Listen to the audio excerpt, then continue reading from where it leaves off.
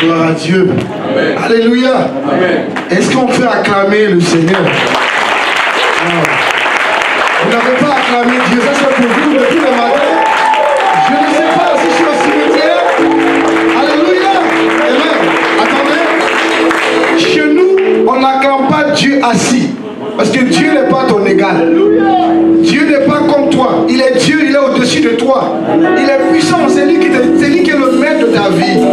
Il est la source de ton existence. Donc si tu es là ce matin, qui que tu sois, tu peux te lever. Je pense bien dans sa présence, c'est lui le chef.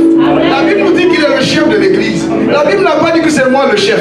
Il n'a pas dit que c'est toi le chef. Il dit que c'est Christ qui est le chef de l'église. Donc devant un chef, on se lève. Devant un chef, c'est la révérence, c'est le respect, c'est la gratitude. Alléluia, c'est l'honneur qu'on donne à Dieu. Est-ce qu'on peut acclamer le Seigneur des Seigneurs, le Dieu divin, le Dieu puissant, le Dieu glorieux?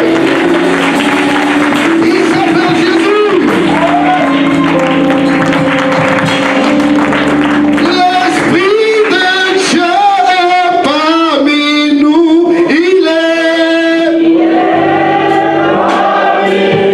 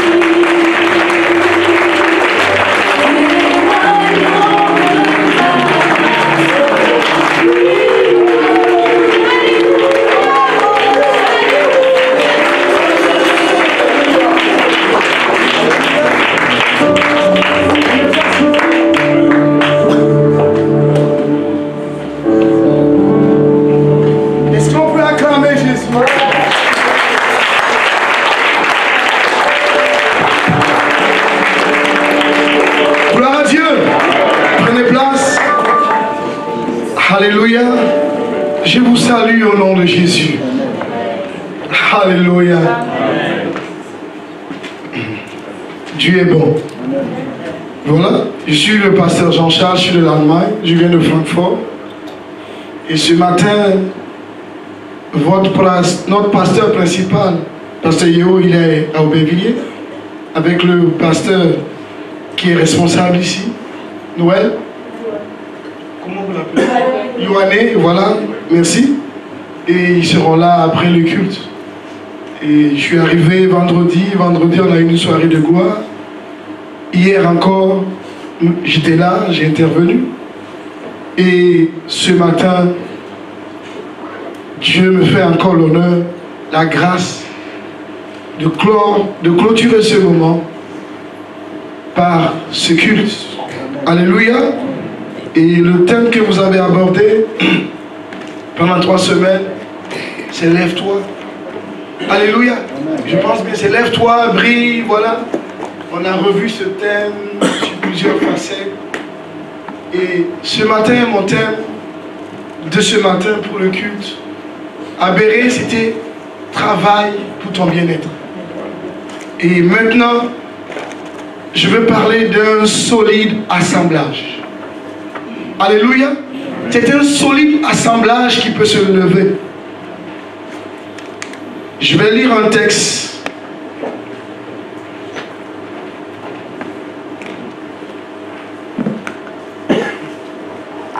Éphésiens chapitre 4. Du verset 11 au verset 16.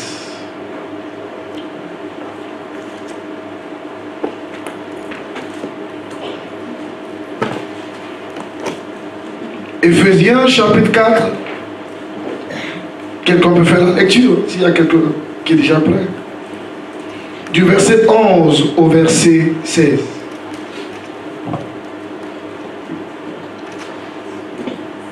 Éphésiens chapitre 4, du verset 11 au verset 16, il est écrit: Et il a donné les uns comme apôtres, les autres comme prophètes, les autres comme évangélistes, les autres comme pasteurs et docteurs, pour le perfectionnement des saints en vue de l'œuvre du ministère et de l'édification du corps de Christ.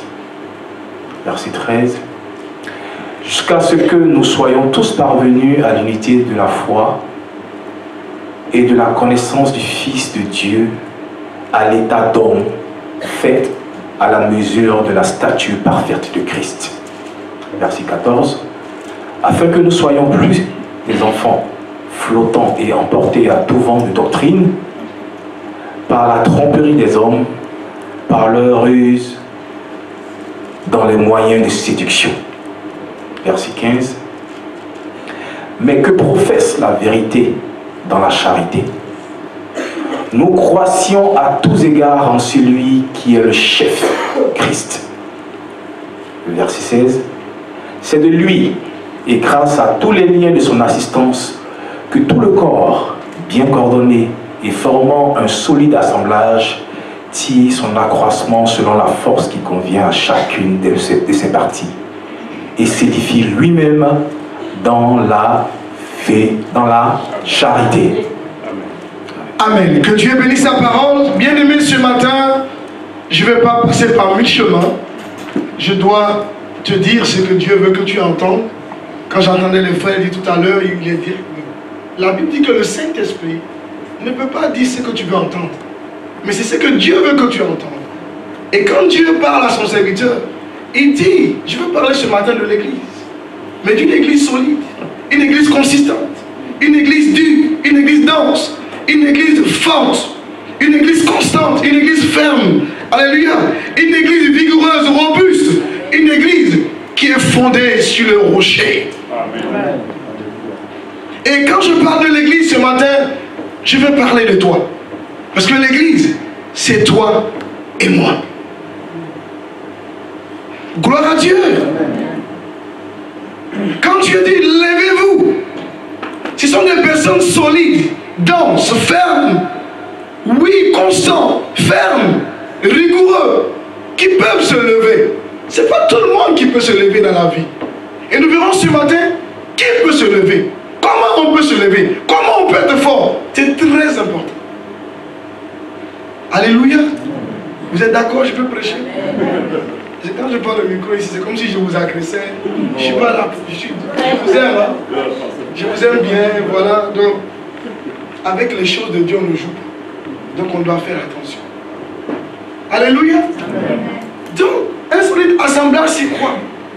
Un solide assemblage, c'est quelque chose de consistant. Quelque chose qui n'est pas liquide, qui n'est pas fragile. Alléluia. C'est quelque chose de ferme, de constant, de solide, de rigoureux, de robuste, bien-aimé. Et c'est de ça qu'on veut parler. C'est de ça qu'on veut parler. Pas une église qui est emportée par les doctrines, par les séductions des hommes, par la tromperie des hommes, par la vie de ce monde. Mais une église qui est fondée sur l'essentiel, qui est la parole de Dieu. Parler de l'église ce matin, bien-aimé, l'écriture emploie l'image du corps humain. On l'a vu tout à l'heure, comme le frère a bien lu, assez bien lu. La Bible dit que l'église est composée de plusieurs éléments. Ou bien, l'église, pour parler de l'église, l'apôtre Paul a utilisé l'image du corps humain. 1 Corinthiens, tu vas venir encore à l'estime, 1 Corinthiens 12, verset 12 au verset 27. Alléluia. Écoutons très bien. Le corps de l'homme est composé de plusieurs membres, de plusieurs parties. L'église aussi, dans son assemblage, dans son ensemble bien-aimé, est composée de plusieurs parties, de plusieurs membres. Alléluia. Tu peux lire, s'il te plaît? 1 Corinthiens 12, verset 12 au verset 27. Car, comme le corps est un et a plusieurs membres, et comme tous les membres du corps, malgré leur nombre, ne forment qu'un seul corps, ainsi en est-il de Christ. Nous avons tous, en effet, été baptisés dans un seul esprit pour former un seul corps, soit juif, soit grec, soit esclave, soit libre, et nous avons tous été abreuvés d'un seul esprit. Verset 14. Ainsi le corps n'est pas un seul membre, mais il est formé de plusieurs membres. Si le pied disait, parce que je ne suis pas une main, je ne suis pas du corps, ne serait-il pas du corps pour cela? Et si l'oreille disait, parce que je ne suis pas un œil, je ne suis pas du corps, ne serait-elle pas du corps pour cela?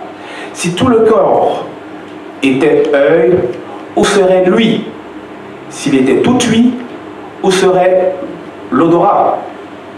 Maintenant, Dieu a placé chacun des membres dans le corps comme il a voulu. Si tous étaient un seul membre, où serait le corps? Verset 20. Maintenant donc, il y a plusieurs membres et un seul corps. L'œil ne peut pas dire à la main, je n'ai pas besoin de toi, ni la tête dire aux pieds, je n'ai pas besoin de vous. Verset 22. Mais bien plutôt, les membres du corps qui paraissent être les plus faibles sont nécessaires. Et ceux que nous estimons être les moins honorables du corps, nous les entourons d'un plus grand honneur. Ainsi, nos membres les moins honnêtes reçoivent le plus d'honneur. Verset 24. Tandis que ceux qui sont honnêtes n'en ont pas besoin, Dieu a disposé le corps de manière à donner plus d'honneur à ceux qui en manquaient, afin qu'il n'y ait pas de division dans le corps, mais que les membres aient également soin les uns des autres. Verset 26. Et si un membre souffre, tous les membres souffrent avec lui. Si un membre est honoré, tous les membres se réjouissent avec lui. Verset 27. Vous êtes le corps du Christ et vous êtes ses membres, chacun pour sa part. Bien-aimé, la parole de Dieu est vérité. Le corps, bien-aimé, est un assemblage extraordinaire, merveilleusement mobile et d'une étonnante solidité. C'est ce que Dieu demande à l'Église. Chaque personne a son utilité dans la maison du Seigneur. Alléluia. Dieu nous a appelés pour former un solide assemblage. Alléluia. De même que le corps de l'homme bien-aimé est composé de plusieurs parties, l'église locale, l'église du Seigneur, dans son ensemble, est formée de plusieurs membres qui sont tous participants de la nature de Dieu, divine. Alléluia. Quand nous lisons 2 Pierre chapitre 1, verset 4, la Bible de tout le corps participe, alléluia, à l'accomplissement de la volonté de Dieu. C'est Dieu qui œuvre, c'est Dieu qui travaille, c'est Dieu qui opère. Et quand nous regardons le corps de l'homme, il y a différentes parties, c'est vrai, comme nous venons de le lire. Nous sommes tous différents par nos origines, par nos cultures, par notre éducation, par notre niveau social.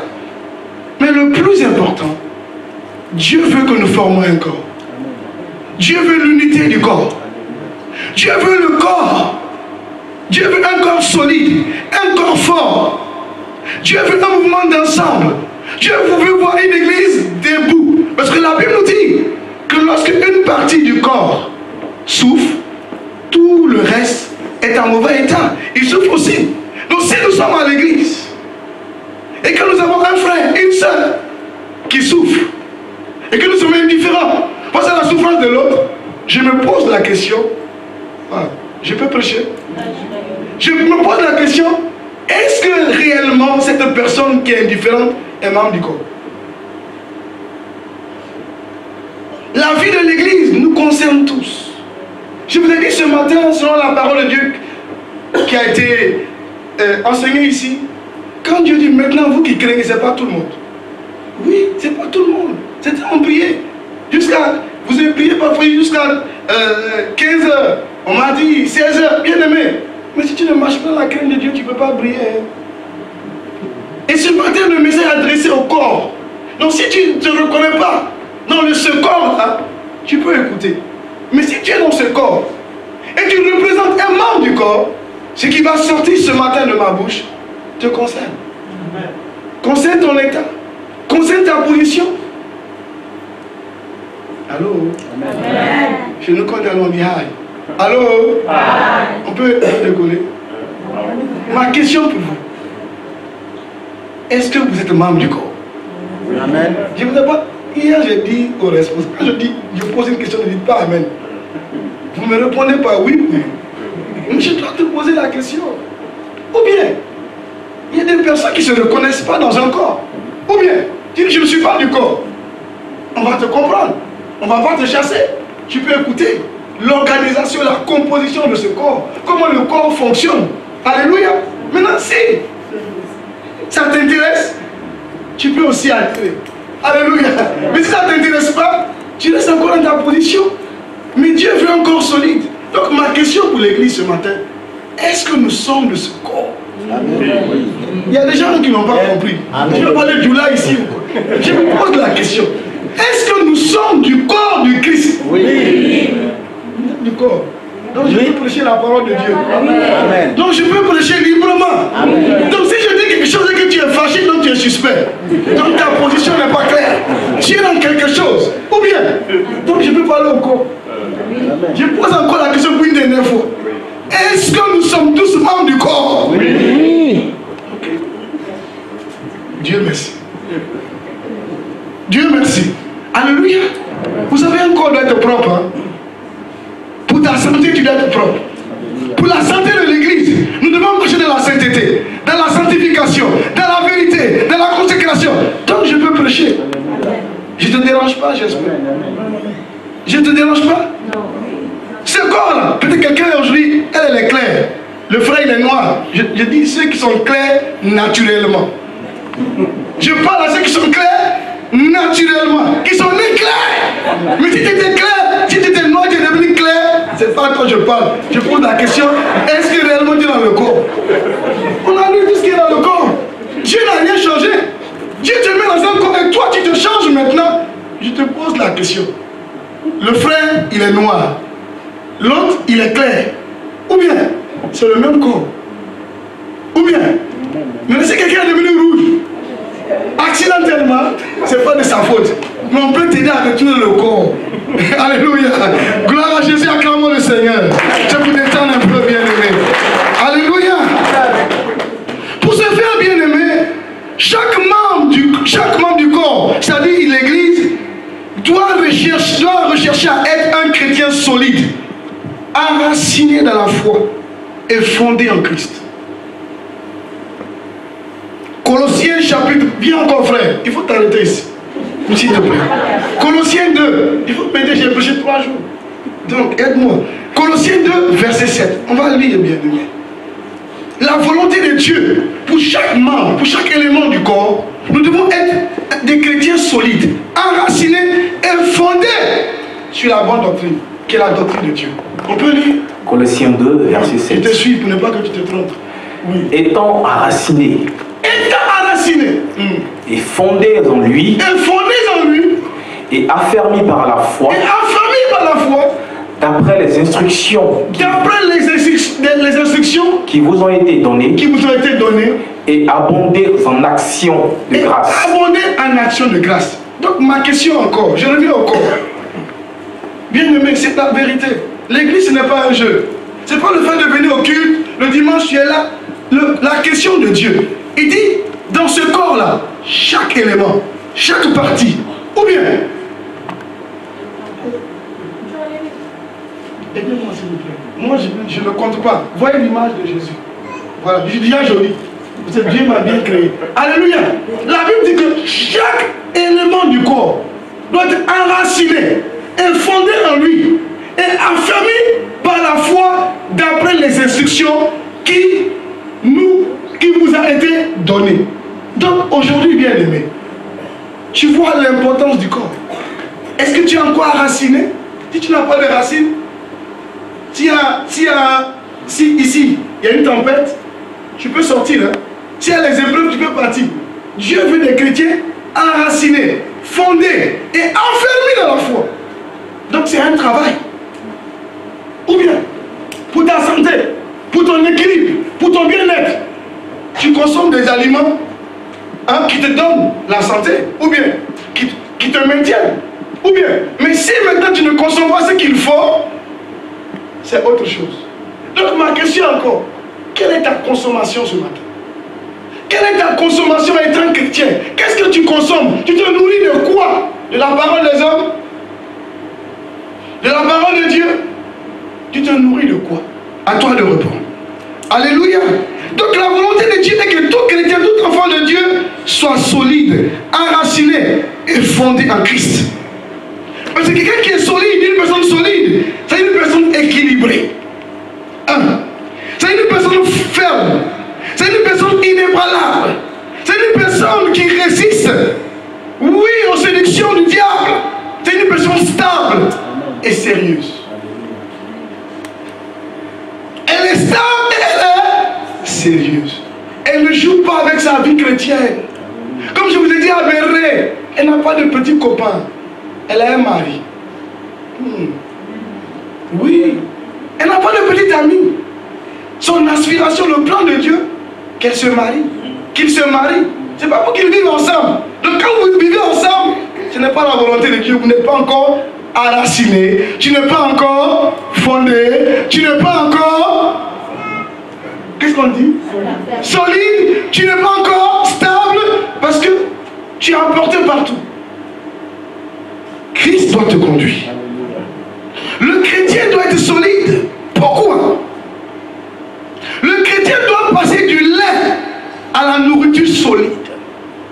Et la volonté de Dieu, c'est pas seulement qu'on vous prêche sur la bénédiction, tu vas te marier, tu vas voyager, tu vas travailler. Non. Tu dois être un responsable dans la foi. Une personne qui peut prendre des engagements, qui peut aider d'autres personnes aussi à être ce que Dieu veut dans leur vie. Quand la Bible nous dit dans 1 Corinthiens chapitre 3 verset 2, tu peux lire s'il te plaît. Je t'ai dit de rester là. Prends ta chaise, tu restes là. S'il te plaît. Alléluia. 1 Corinthiens chapitre 3 verset 2. Oui. Je vous en ai du lait, non de la nourriture solide. Bien aimé, le lait c'est pour le bébé. Qui n'a pas d'enfant encore? Mais nous avons des enfants. Quelqu'un qui est au bébé, toi aussi. Tu ne peux pas avoir enfant maintenant. Tu dois avoir enfant dans le mariage. Attention à toi. Alléluia. Gloire à Dieu. Moi, je dois te le dire, ça. Et tu vas prendre enfant maintenant. Écoute-moi. Ce n'est pas la volonté de Dieu. Ce ne sera pas un enfant que tu as eu dans l'alliance. On ne peut même pas le présenter à l'église.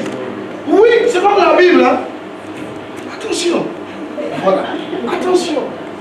Fais attention. C'est quand tu marches et tu as un corps et tu ne fais pas attention, tu peux casser le pied. Ou bien, tu peux même te faire du mal. Donc, l'église doit être prudente. La Bible nous dit que celui qui est au lait, quand Paul est venu voir les Corinthiens, il s'est encore bébé, immature, c'est des népios. Aujourd'hui, beaucoup de chrétiens sont encore népios. Les népios, c'est quoi? C'est les bébés spirituels. Ils sont tout le temps dans les mêmes prières. Depuis qu'il est chrétien, donne la parole à la personne. Donne-lui la parole. Ils ont les mêmes prières. Seigneur, tu connais ma vie. Seigneur, je suis bien. Seigneur, oui. Et quand je vous entends, nous voulons des prières qui communiquent la nourriture solide. Des prières qui peuvent amener quelqu'un à se consacrer à Dieu, à donner sa vie à Dieu, à marcher avec Dieu, à vivre pour Dieu. Bien aimé, c'est les prières-là qu'on veut. Mais on est, Seigneur, tu sais, j'ai eu une voiture hier. Seigneur, tu auras une voiture. Parce que c'est la volonté de Dieu que tu ne sois plus avec le 11, mais que tu aies une voiture. C'est la volonté de Dieu que tu aies un permis. C'est la volonté de Dieu que tu voyages. C'est la volonté de Dieu que tu sois heureux. C'est la volonté de Dieu pour toi que tu sois prospère à tous égards. C'est ça la volonté de Dieu. Mais cela ne fait pas de toi un chrétien solide. Qu'est-ce qui peut faire de toi un chrétien solide? Continue, frère. Je vous ai donné du lait, non de la nourriture solide, car vous ne pouviez pas la supporter et vous ne le pouvez pas même à présent. Alléluia. Parce que vous êtes encore charnel. Un népios est charnel. Dieu ne veut pas des chrétiens charnels. Dieu veut des chrétiens spirituels. Voilà pourquoi le Seigneur a dit à ce spécialiste de la loi, il dit pour me suivre, tu dois naître de Dieu. Tu ne peux pas être charnel et me suivre. Un homme charnel ne peut pas marcher avec Dieu. Un homme charnel, il a toujours une volonté. Il a toujours un désir. Mais un homme spirituel, bien aimé, il n'a plus de volonté. C'est Dieu qui le conduit. C'est Dieu qui le dirige. C'est Dieu qui bâtit sa vie. Paul dit, vous ne pouvez même pas, quand j'entends qu'on me présentait, j'avais mal au cœur, c'est comme ça qu'on m'insultait. On dit, lui, il est direct, tu as pas bien aimé. Paul dit que celui qui ne supporte pas la nourriture solide, il est quoi? Il dit, il est charnel. Donc pose-toi la question, est-ce que tu es charnel ou tu es spirituel? À l'église, on ne veut pas de charnel. On veut des gens qui sont conduits par l'esprit. La Bible fait toutes choses sous l'inspiration de la grâce. Il dit même la prière, il dit prier par l'esprit. Il dit chanter par l'esprit. Bien aimé, si vous faites les choses charnellement par votre intelligence, Dieu n'est pas dedans. C'est Dieu qui doit conduire. C'est lui l'inspiration. C'est lui qui inspire toutes choses. Ce matin, si nous sommes là, nous ne pouvons pas être charnels toute notre vie. Nous ne pouvons pas être des népios, des bébés spirituels. Les enfants, à un moment du culte, avant la Sainte Seine, ils sont descendus pour prendre le goûter. Vous devez quitter le goûter maintenant. Aimez les gens qui vous prêchent la parole dans toute sa véracité. La parole de Dieu, elle est vraie. La Bible dit, vous connaîtrez la vérité et la vérité vous affranchira. Pour sauver un homme, il faut lui dire la vérité. J'ai publié hier. Si tu vas avoir des ennemis, ne fais pas la guerre. Dis seulement ce que tu penses. C'est Martin Luther qui a dit ça. Dis seulement ce que tu penses. Dis-lui la vérité. Tu vas voir, il ne va plus te suivre. Il y a des gens qui vont voir à l'église. Le fait de leur dire que leur vie, leur façon d'être, de se comporter ne glorifie pas Dieu, la personne te boude, hein, il ne te parle plus. Il te salue même à peine. Pourquoi? Parce qu'il est encore charnel. Moi, je n'ai pas affaire au charnel. Hein. Si tu es charnel, je dois t'amener à être spirituel. Nous sommes des êtres spirituels. Le Fils de Dieu, il est né de l'Esprit. La vie que tous ceux qui sont nés de Dieu, ils ont la nature de Dieu. Puisque Dieu est esprit. Nous devons être aussi des esprits pour comprendre Dieu. C'est un esprit qui comprend un esprit. Mais la chair ne peut pas comprendre l'esprit. Pour dire que vous ne pouvez pas supporter. Quand on dit le bien à cette les gens ne sont pas contents. Il est encore bien aimé. C'est ce qui va t'aider. C'est pas moi. Ma voix ne compte pas. Ma tenue ne compte pas. Le fait de prendre la scène, ça ne compte pas. Qu'est-ce qui peut t'aider? C'est la parole de Dieu. C'est la parole de Dieu. Même moi, s'il te plaît, 2 Chroniques 29, verset 11. La Bible dit quelque chose. Et je vais te répéter cela. Nous sommes appelés à des êtres spirituels. Nous sommes appelés à grandir dans la foi. Les bébés, ce sont les nébios. C'est des gens immatures. C'est des gens instables. C'est des personnes fragiles. C'est des gens qui sont dans toutes sortes de légèreté. Tout ce qu'on peut citer chez les autres là. Je ne vais pas les insulter. Chez les voisins, on peut aussi te citer dedans. On dit même le frère de l'église, il est dedans. Même la chante là, il est dedans. Même le chanteur, il est dedans. Même le pasteur, il est dedans. Bien aimé, on ne doit pas te citer là-bas. Parce que tu as changé d'adresse. Tu as changé de statut. Tu n'es plus la même personne. Tu es enfant de Dieu. Tu dois connaître ton identité. Tu dois connaître qui tu es. Ton problème c'est quoi? Tu ne sais pas qui tu es. Tu ne connais pas ta valeur. Les hommes t'ont dévalorisé. Mais ton Dieu veut te valoriser. Tu discutes avec Dieu. Tu luttes avec Dieu. Tu es devenu négligent. Qu'est-ce que la Bible dit? Il dit maintenant, mes fils, cessez d'être négligents. Car vous avez été choisis par l'Éternel pour vous tenir à son service devant lui pour être des serviteurs et pour lui offrir des parfums. C'est pas le parfum que tu as acheté à Auchan. Moi j'aime bien Auchan quand je viens en France. Alléluia. J'aime bien vos histoires de parfum, mais non. Le vrai parfum, c'est l'odeur de ta consécration. L'odeur de ton âme. Oui, la sainteté que tu dégages. Avec que sans la sanctification, aucun homme ne peut voir Dieu. Il dit maintenant, mes fils, cessez d'être négligents. Car vous avez été choisis par l'Éternel pour vous tenir à son service, devant lui, pour être des serviteurs. Bien-aimés, Dieu veut que tu sois serviteur. Lis-moi, s'il te plaît. On va la lire, c'était Galates chapitre 4, verset 1. Bien-aimé, tu dois atteindre cette statut de serviteur. Quand on dit serviteur, c'est pas quelqu'un qui se plaint. Un serviteur, c'est un esclave. Alléluia. La dit que l'ouvrier mérite le salaire. C'est le serviteur qui mérite le salaire. Bien-aimé, quel salaire tu auras de Dieu? Quel comment tu vas avoir de Dieu si toi-même tu n'es pas engagé avec Dieu? La Bible dit quoi? Il dit aussi longtemps que l'héritier est enfant, je dis qu'il ne diffère en rien d'un esclave, quoi qu'il soit le maître du tout. Dieu te donne cette possibilité, le privilège de diriger, d'administrer, de conduire sa maison. Mais aujourd'hui, beaucoup sont là, ils sont enfants. C'est pas vos coiffures là, Dieu ne vous reconnaît pas. Ça c'est pour toi, c'est pour te faire plaisir. Mais la vraie beauté, c'est la beauté de ton âme. Tu peux mettre les make-up que tu veux, tu caches les taches, mais si dans ton cœur, il y a encore des taches, si dans ta vie, il y a des taches, si dans ta vie, il y a de la saleté, Dieu ne te reconnaît pas. La Bible dit que les dieux de Dieu sont tellement purs, Dieu ne peut pas voir le mal. Pour être sauvé, pour être serviteur, pour être maître, pour hériter de toutes ces bénédictions, bien-aimé, tu dois accepter d'être un fils. Amen. Quand Jésus était bébé, le Seigneur ne faisait rien. Mais c'est quand il est devenu fils. Est-ce que tu es fils? Il dit, celui-ci est mon fils bien-aimé. Il fait ma joie. Est-ce que tu fais la joie de Dieu? Est-ce que tu fais la joie de Dieu? Est-ce que tu fais la joie de Dieu? Est-ce que tu fais la joie de Dieu? Pose-toi la question. Est-ce que je fais la joie de Dieu? Est-ce que je marche avec Dieu? Dieu veut te parler.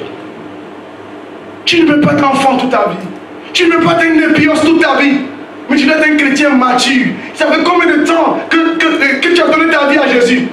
Tu as toujours le même comportement, les mêmes attitudes, les mêmes raisonnements. Tu te conduis toujours de la même façon.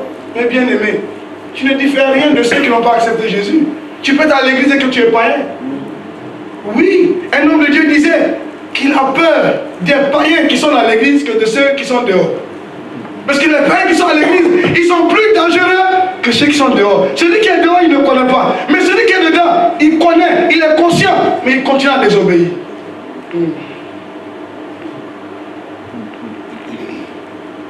Alléluia. Pour être bien-aimé, un assemblage solide, qu'est-ce qu'il faut faire? La première des choses, c'est ce que Paul a dit à Timothée. 1 Timothée chapitre 4, verset 13. Lis-moi s'il te plaît.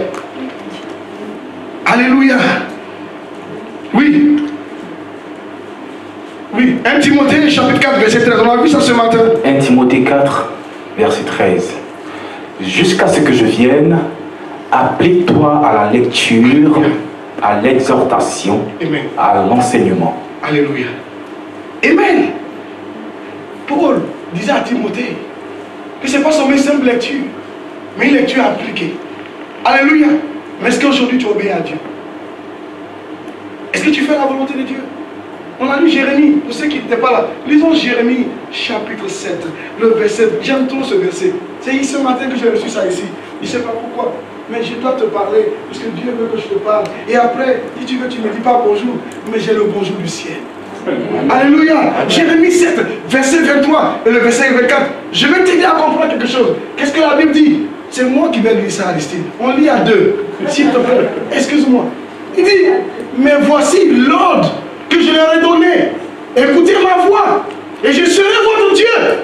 Et vous serez mon peuple. Marchez dans toutes les voies que je vous ai prescrites, afin que vous soyez heureux. Bien aimé, si tu n'es pas heureux, ce n'est pas la faute de Dieu, c'est de ta faute.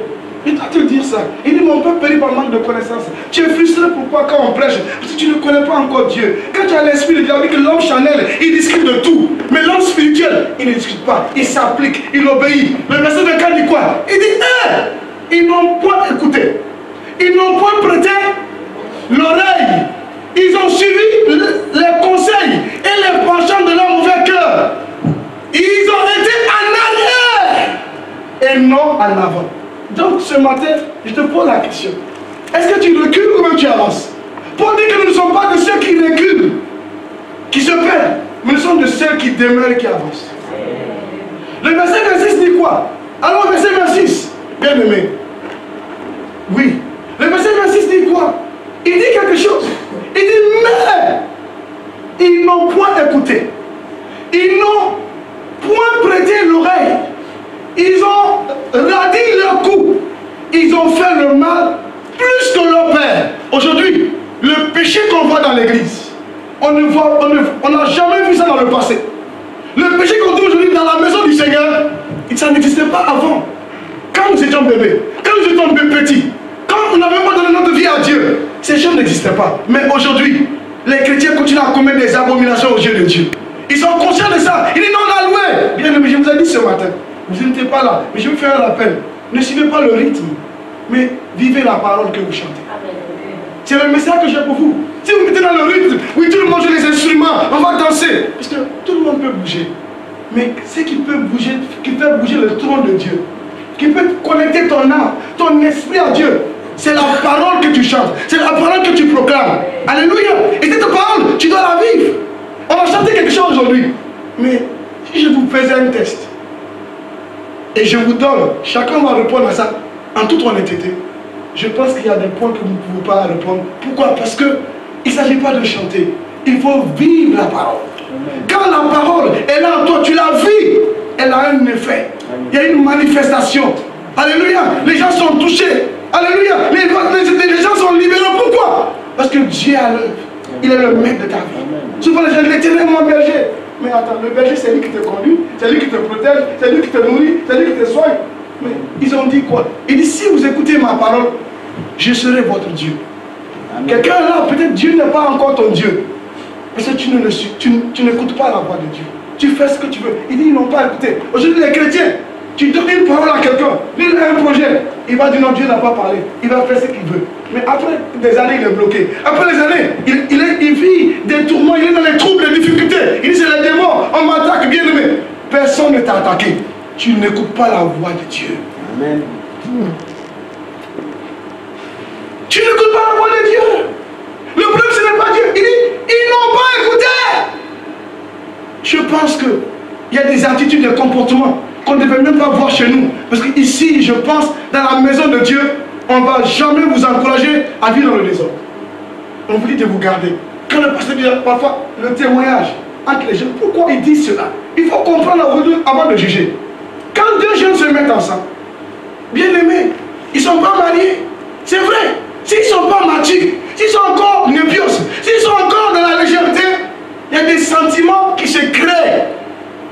Trop de fréquentation, trop de paroles. C'est avec lui que tu dors au téléphone au lieu de dormir avec la parole de Dieu. Au lieu de dormir la prière au téléphone. Tu dis quoi encore? Là, le groupe musical là, on va chanter quoi? Vous avez répété 4 heures, vous avez répété 6 heures. Mais vous, tu as dit quoi?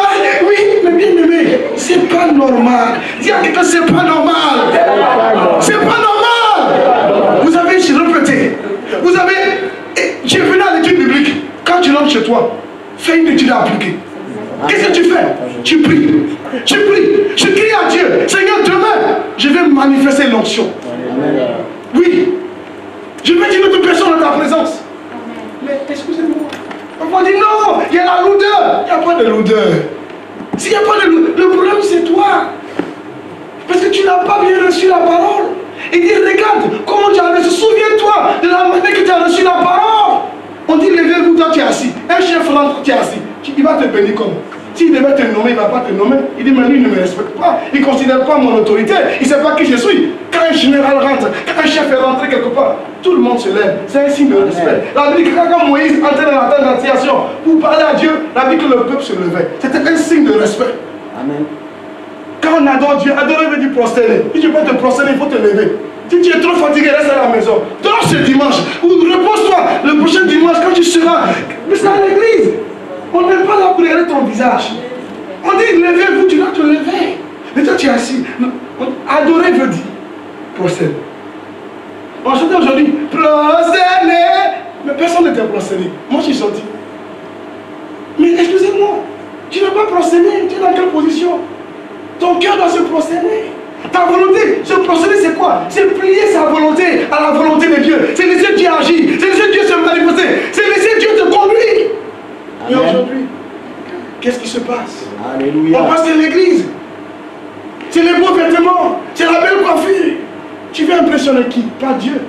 Parce que la Bible dit que tout don actuellement vient de lui. Amen. Si aujourd'hui tu es en santé, si aujourd'hui tu as le travail, tu as une maison, tu as une position, tu as un statut, aujourd'hui, c'est qui? Grâce à Dieu. Devant Dieu, tout homme, toute personne doit se prosterner. Acclame Jésus. Acclame Jésus. Acclame Jésus. Alléluia. Alléluia. Amen. Bien-aimé, asseyez-vous.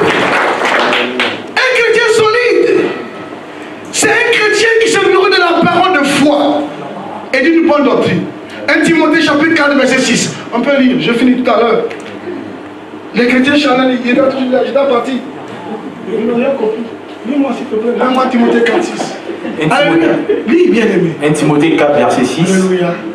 En exposant ces choses aux frères, tu seras un bon ministre de Jésus-Christ, nourri des paroles de la foi et de la bonne doctrine que tu as exactement suivies. C'est ce que je suis en train de faire. Et quand je sors de là, comme on dit chez vous, mon Dieu va tomber. Mon jeton va tomber. Ma bénédiction va tomber. Ma grâce va tomber. Parce que bien aimé, Dieu ne peut pas me laisser comme ça. Il dit, expose ces choses aux frères. Je dois vous dire ces choses. Si vous venez ici, on ne doit pas vous encourager dans les choses charnelles seulement. Bien aimé, on doit exposer, vous devez être exposé à la vérité. Jésus dit aux Juifs, il dit dans Jean 8, verset 32, il dit, si vous demeurez dans ma parole, vous connaîtrez des choses cachées. Il dit, elle vous affranchira. La vérité de Dieu vous rendra libre. Mais beaucoup sont là, ils ne sont pas libres. Tous les gens qui prient, Seigneur, libère-moi, Seigneur, délivre-moi, Seigneur, libère-moi. Bien aimé, la Bible dit que si le Fils de l'homme a affranchi quelqu'un, il est libre. La Bible dit dans Romains qu'il n'y a plus de condamnation pour ceux qui sont à Jésus. Maintenant, tu dis, Seigneur, libère-moi, Seigneur, délivre-moi, Seigneur, on m'attaque, Seigneur, me poursuit. Bien aimé, quelqu'un qui m'attaque, il rencontrera le Saint-Esprit. Il rencontrera Jésus. Il rencontrera les anges. Il rencontrera Dieu sur le chemin. Amen. Et c'est des choses que beaucoup ne peuvent pas entendre. Gloire à Jésus. Amen. Gloire à Jésus. Amen. Amen. L'écriture que nous venons de lire ce matin, pour être un chrétien solide, bien aimé, nous devons accepter d'être, on doit accepter d'être édifié dans la foi. Jus de vin. On peut lire s'il vous plaît. Jus de vin. Oui. Tu dois accepter d'être édifié. Les gens ne veulent pas t'édifier. Ils ne veulent pas t'édifier. Mais pourquoi? Jude 20. Jude c'est un chapitre. Hein? Je ne peux pas dire Jude 20. Jude, il n'y a pas chapitre 20. C'est un chapitre. Alléluia. Le verset 20. Lisez s'il vous plaît. Alors Jude 1, le verset 20. Oui. Pour vous, bien-aimés, oui, vous édifiant vous-même sur votre très sainte foi. Alléluia. Et priant par le Saint-Esprit. Bien-aimé, tout ce que tu fais dans la maison de Dieu, en dehors du Saint-Esprit, Dieu n'est pas dedans. Je dois te dire ça. Jésus même dit, dans Jean 6, verset 63, il dit, les paroles que je vous ai dites sont esprit et vie. La parole de Dieu. La Bible dit quoi? La foi vient de ce qu'on entend. Et ce qu'on entend vient de la parole de Dieu. Bien aimé, on doit s'édifier dans cette parole. Et aussi, on doit prier par l'esprit. Quand tu pries par l'esprit, tu ne vois pas le temps. Tu ne vois pas la durée.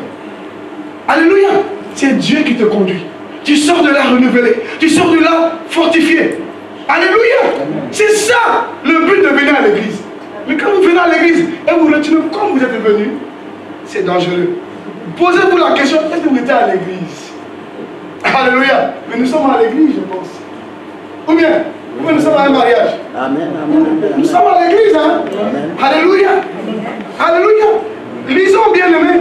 Un chrétien, pour être un solide assemblage, il doit se fortifier. Tu dois accepter d'être fortifié. Qu'est-ce qui peut te fortifier? C'est la parole de Dieu, c'est la prière, c'est la consécration, c'est la parole de Dieu. Lisons Ephésiens 6, verset 10. Rapidement. Oui, Ephésiens 6, 10. Frère, lis ça pour nous. Oui. Ephésiens 6, verset 10. Au reste, fortifiez-vous dans le Seigneur et par sa force toute puissante. Bien-aimé, un chrétien doit se fortifier dans le Seigneur. Mais aujourd'hui, les chrétiens qui sont abattus, ils se fortifient avec l'alcool. Ils se fortifient avec une femme. Bien-aimé, la femme ne te fortifie pas, elle te décharge. Elle t'épuise.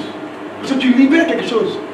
Ma prière, je vais demander au pasteur que je viendrai prêcher ici un jour sur la famille, le mariage, les fiançailles et autres. Certaines personnes vont comprendre que ce n'est pas un jeu.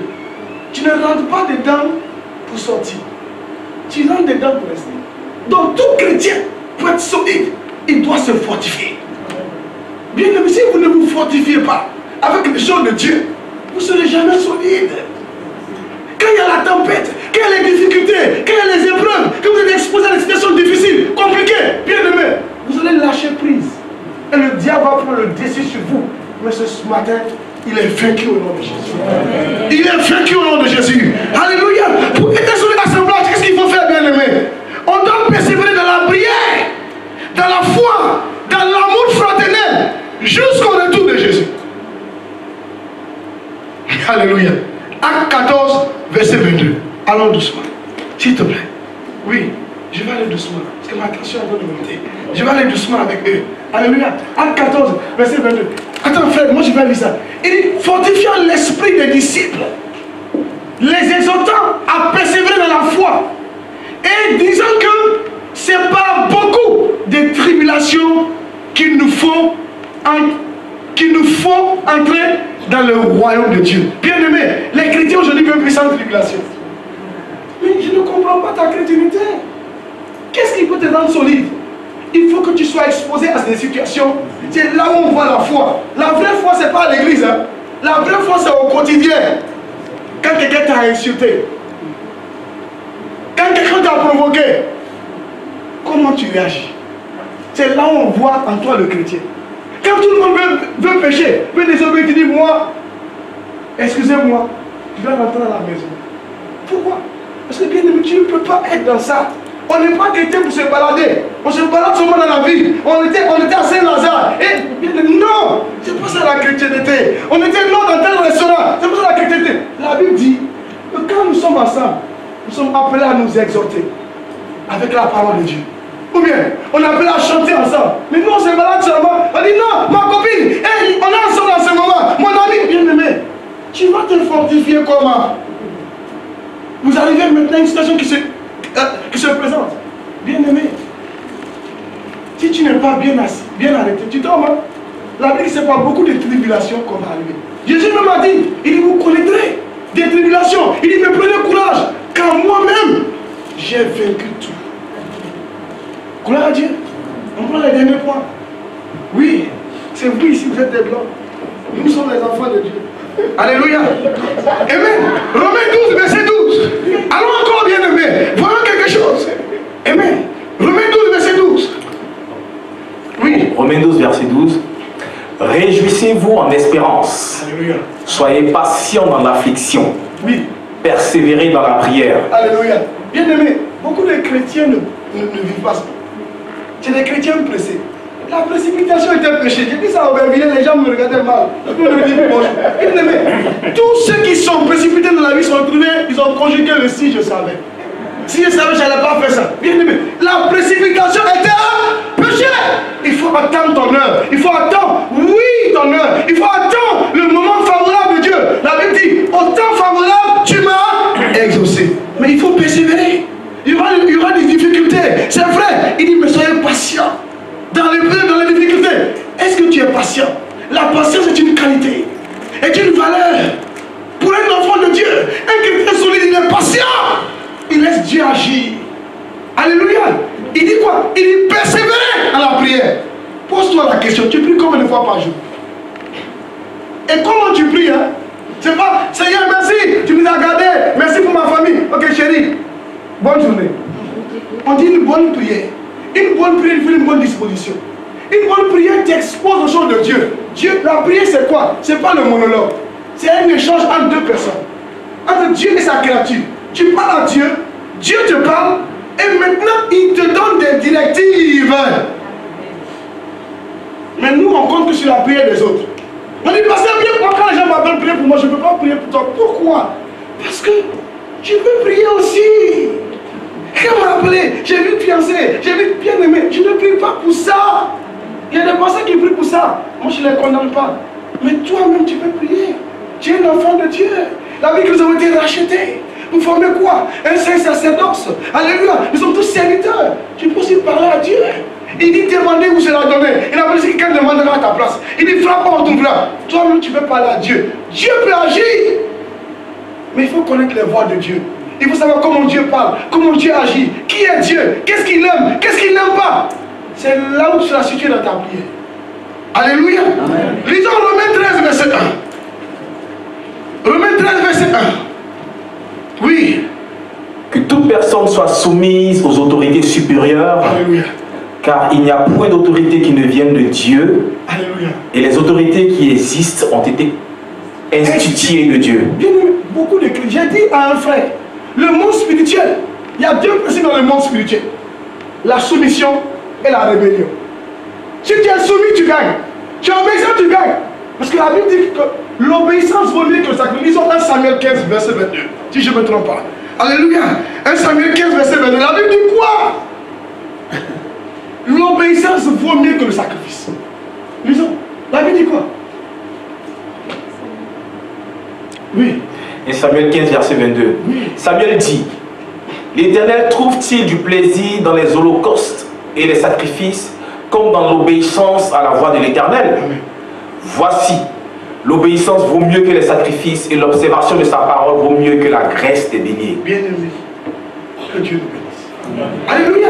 La dernière chose que je peux vous dire encore, bien-aimé, il y en a tellement. Lisons Hébreux 13, verset 1 et Matthieu 24, verset 13. Rapidement. Et je vais vous donner le dernier point. Et on va se séparer. Ça n'a pas été par là, mais je devais te dire ces choses-là. Oui, Hébreux 13, 1. Persévérer dans l'amour fraternel. Il dit persévérer, bien-aimé. 1 Corinthiens 13 dit que tu peux avoir tous les dons. Tu peux être le plus riche, le plus beau. Mais si tu n'as pas l'amour, c'est que tu n'es rien. Tu n'es rien, tu ne vaux rien. Donc aimer là est un devoir, c'est une obligation. Dieu t'impose, parce que Dieu même est amour. La Bible dit que nous avons connu, la Bible dit que nous aimons parce que nous avons connu Dieu. Celui qui a connu Dieu aime son frère. Est-ce que vous vous aimez entre vous? Il faut la manifestation de l'amour. L'amour, ce n'est pas des paroles, c'est des actes. L'amour, ce n'est pas du je t'aime et derrière tu critiques la personne. Non, l'amour, même quand la personne a tort, tu peux le ramener avec douceur, avec amour. Tu peux faire comprendre à la personne, voilà. Et Dieu est glorifié. Matthieu 24, verset 13 dit quoi? Oui. Oui. Matthieu 24, verset 13 à 15. Mais celui qui persévérera jusqu'à la fin sera sauvé. Alléluia. Bien aimé, il faut persévérer. Et aujourd'hui, les chrétiens, quand un chrétien n'est pas solide, il y a un manque de persévérance. Ou bien, il va lâcher prise à un moment. Il dit c'est dur. Combien de temps? Jusqu'à quand? Dieu ne me voit pas. Dieu ne m'entend pas. Il arrête. La Bible dit qu'il faut persévérer jusqu'à la fin. Alléluia. Un chrétien solide, il fait des progrès.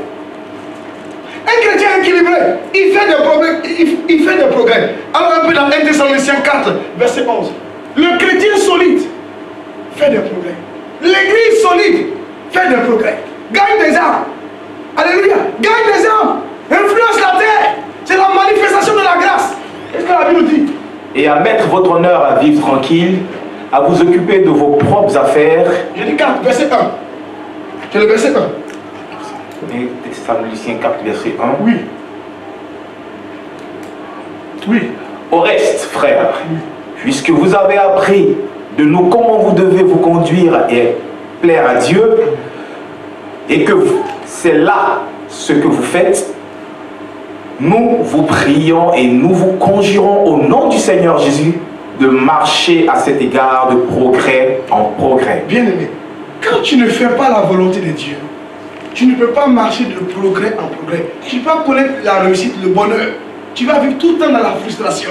Il y a des chrétiens qui sont dans la frustration éternelle. Ce n'est pas la volonté de Dieu. Il dit, si vous obéissez, Jérémie dit, vous serez heureux. Vous allez progresser, vous allez faire des exploits.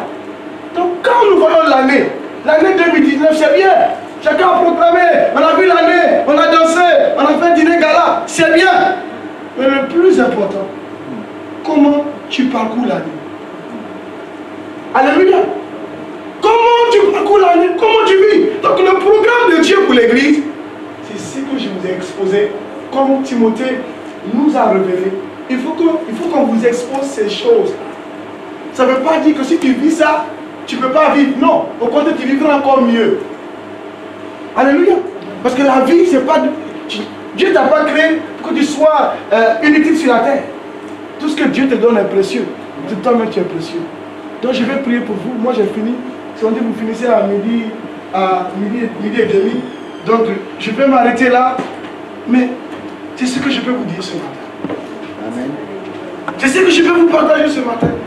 Dieu veut une église solide. Dieu veut un chrétien stable. Dieu veut des chrétiens, des disciples équilibrés. Des personnes fermes dans la foi. Dieu veut voir des personnes de vie transformées. C'est ça la volonté de Dieu.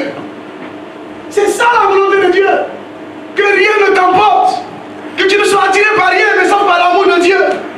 Que tu sois motivé pour la cause de Dieu. Bien-aimé, je pense que c'est ça la volonté de Dieu pour nous. Et si nous vivons ça, il y aura la manifestation de la grâce. Dieu va se manifester. Il y aura des miracles, des prodiges, des grands témoignages. Et Christ sera glorifié.